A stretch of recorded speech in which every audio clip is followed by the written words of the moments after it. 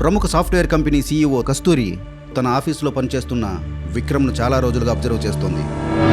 Vikram dedication మరియు తెలివితేటలు చూసి ఎప్పటికప్పుడు ఆశ్చర్యపోతూ విక్రమ్ మీద తన ఇష్టాన్ని పెంచుకుంటోంది. ఇలా కొన్ని రోజులు గడిచిన తర్వాత కస్తూరి డిసైడ్ అవుతుంది విక్రమ్ మీద తనకు ఉన్న ఇష్టాన్ని బయటపెట్టడానికి. విక్రమ్తో ఏ పని ఉన్నా తన క్యాబిన్కే పిలిపించుకుని మాట్లాడే కంపెనీ సీఈఓ కస్తూరి ఈరోజు సడన్గా విక్రమ్ టేబుల్ వద్ద ప్రత్యక్షమైంది. ఇలాంటి సంఘటన ఇంతకు ముందు ఎప్పుడు జరగకపోవడంతో ఆఫీస్ స్టాఫ్ మొత్తం ఆసక్తిగా గమనిస్తున్నారు. కస్తూరి మేడం తన టేబుల్ వద్దకు రావడంతో విక్రమ్ చాలా కంగారు పడి లేచి నిలబడ్డాడు. మీరేంటి మేడం ఇక్కడ? ఏదైనా ఫైల్ కావాల్సి వస్తే నేనే వచ్చేవాడినిగా అని విక్రమ్ అనడంతో కస్తూరి విక్రమ్ వైపే తదేకంగా చూస్తోంది. మేడం, నేనేదైనా తప్పు చేశానా? చెప్పండి మేడం, ప్లీజ్ అని విక్రమ్ కస్తూరిని ప్రాధేయపడుతుండగా, చూడు విక్రమ్, నిన్ను ఈ జాబ్లో నుండి తీసేస్తున్నాను. సీఈఓ కస్తూరి ఈ మాట అనగానే అక్కడ ఏదో ఆసక్తిగా జరగబోతుందని గమనిస్తున్న స్టాఫ్ మొత్తం ఒక్కసారిగా షాక్కు గురయ్యారు. విక్రమ్కైతే ఫ్యూజులు ఎగిరిపోయాయి. ఎస్ విక్రమ్, నువ్వు వింటున్నది నిజమే. నువ్వు తక్షణమే ఈ జాబ్ నుండి రిజైన్ చేయాలి. సీఈఓ మేడం తనని ఎందుకు రిజైన్ చేయమందో అర్థం కాని విక్రమ్ మనసులో ఎన్నో ఆలోచనలు తిరుగుతున్నాయి.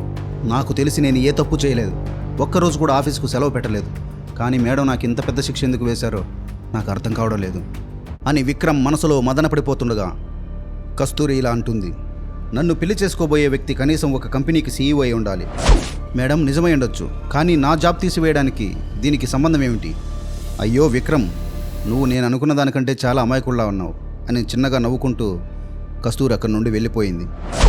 ఇక్కడ ఏం జరుగుతుందో అర్థం కాని విక్రమ్ బిక్కమొహం వేసుకొని చూస్తుండగా విక్రమ్ కొలీగ్ దగ్గరకు వచ్చి చెవులో ఇలా అంటాడు, అరే మొద్దు విక్రమ్, నువ్వు ఈ కంపెనీకి సీఈఓ కాబోతున్నావు. మేడం నీకు పెళ్లి ప్రపోజల్ చేస్తుంది. ఇకపై నిన్ను సారని పిలవాలేమో అంటూ స్టాఫ్ అందరూ నవ్వుకోసాగారు. ఏంటి, మేడం నన్ను పెళ్లి చేసుకోవాలనుకుంటున్నారా? నన్నే ఎందుకు? అయినా నా దగ్గర ఏముందని? మా నాన్నమ్మ ఎప్పుడూ చెబుతూ ఉండేది, మనకంటే మించిన వాళ్ళతో సహవాసం అంత మంచిది కాదు అని. ఇప్పుడు నేను ఏం చేయాలో అర్థం కావడం లేదు. ఇలా కొన్ని రోజులు గడిచిపోగా వన్ ఫైన్ డే విక్రమ్కి ఒక అన్నోన్ నెంబర్ నుండి ఫోన్ కాల్ వచ్చింది. హాయ్ విక్రమ్, నా పేరు శ్రీనివాస్, నేను కస్తూరి బ్రదర్ని అని చెప్పగా విక్రమ్కి గుండెల్లో రైలు పరిగెడుతున్నాయి. సార్, నాకేం సంబంధం లేదు సార్, మేడం గారే ప్రపోజ్ చేశారు అని కంగారుగా చెప్తుండగా, సంబంధం లేదని అంత ఈజీగా అంటున్నావేంటి విక్రమ్? నీతో సంబంధం మాట్లాడుకోవడానికే కాల్ చేశాను. చూడు విక్రమ్, కస్తూరి నేను చాలా ఇష్టపడుతోంది. వేరొకరైతే తను వర్క్ చేస్తున్న కంపెనీ సీఈఓ పెళ్లి ప్రపోజల్ చేయగానే ఎగిరి గంతేసేవారు. బట్ నువ్వు కనీసం రిప్లై కూడా ఇవ్వలేదు. నీలో తనకు నచ్చిన విషయం అదే. తెలియక అడుగుతాను, తనంటే నీకు ఇష్టం లేదా? అంటే అలా ఏం లేదు సార్, నేను ఒక మిడిల్ క్లాస్ వ్యక్తిని. తను నేను ఎలా కేర్ చేయగలనో నాకు అర్థం కావడం లేదు. వెయిట్ విక్రమ్, ఒక్కసారి నీ అకౌంట్ బ్యాలెన్స్ చెక్ చేసుకో అనగానే ఏం జరగబోతోందో అర్థం కాని విక్రమ్ తన అకౌంట్ బ్యాలెన్స్ చెక్ చేసుకోగా తన అకౌంట్లోకి క్రెడిట్ అయిన అమౌంట్ని చూసి విక్రమ్ బాడీ షివర్ అవ్వడం మొదలుపెట్టింది. విక్రమ్ అకౌంట్లోకి ఎంత అమౌంట్ క్రెడిట్ అయింది?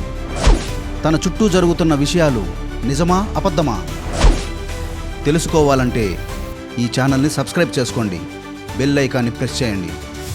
నెక్స్ట్ ఎపిసోడ్లో కలుద్దాం.